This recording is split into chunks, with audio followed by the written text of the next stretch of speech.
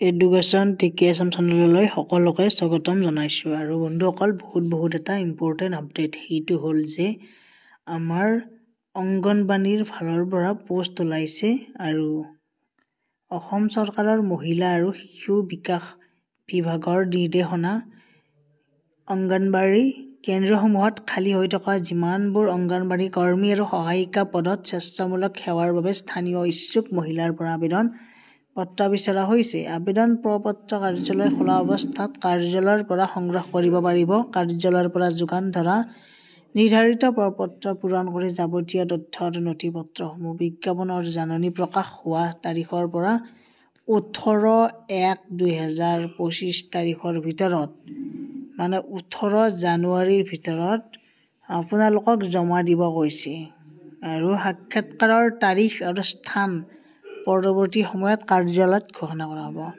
প্ৰথম কথা, অংগনবাড়ী কেন্দ্ৰৰ নাম ইয়াতে দিব লাগিব। নামবোৰ আছে, খালী পদ আছে, লগতে অনুসূচিত জনজাতি ইয়াতে আপোনালোকৰ কেন্দ্ৰসমূহ দিয়াই আছে। অংগনবাড়ী কেন্দ্ৰ ক'ত আছে?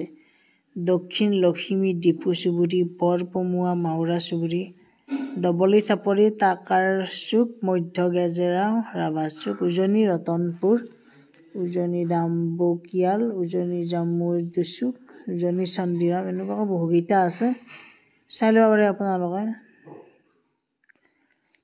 এইকেইটা চুবুৰীত আছে। আৰু লগতে অংগনবাড়ী মানে আবেদন কৰাৰ কাৰণে অৰ্হতা কি লাগিব? অৰ্হতা বুলি ক'বলৈ গ'লে আমাৰ বাৰু 18 বছৰ বয়সৰ পৰা 44 বছৰৰ ভিতৰত হ'ব লাগিব। আৰু অংগনবাড়ী কেন্দ্ৰটো য'ত আছে তাৰে স্থানীয় মহিলাহে হ'ব পাৰিব। অংগনবাড়ী কৰ্মী পদৰ শিক্ষাগত অৰ্হতা কমেও হায়াৰ ছেকেণ্ডেৰী পাছ কৰা হ'ব লাগিব। ইয়াৰ লগতে আপোনালোকৰ অংগনবাড়ী সহায়িকা পদৰ প্ৰাৰ্থীসমূহ হাইস্কুল শিক্ষান্ত পৰীক্ষা বা হাই মাদ্ৰাছা উত্তীৰ্ণ হ'ব লাগিবই, এইটো দিয়াই আছে। গতিকে আমাৰ এইখিনি মেইন তাৰমানে ইম্পৰ্টেণ্ট। লগতে যিখিনি সহায়িকা আছে, সহায়িকা আৰু অংগনবাড়ী কৰ্মী শিক্ষাগত অৰ্হতা উচ্চতৰ মাধ্যমিক, লগতে সহায়িকাৰ কাৰণে হাইস্কুল মানে HSLC পাছ কৰিলে হৈ যাব। এতিয়া ইয়াৰ কাৰণে স্থায়ী বাসিন্দা হ'ব লাগিব, এইটো জানোৱে। ইয়াতে অংগনবাড়ী কৰ্মী বা সহায়িকাৰ অৱসৰৰ বয়স মানে 60 বছৰে থাকিব, চৰকাৰী চাকৰিয়ে এনেকুৱা।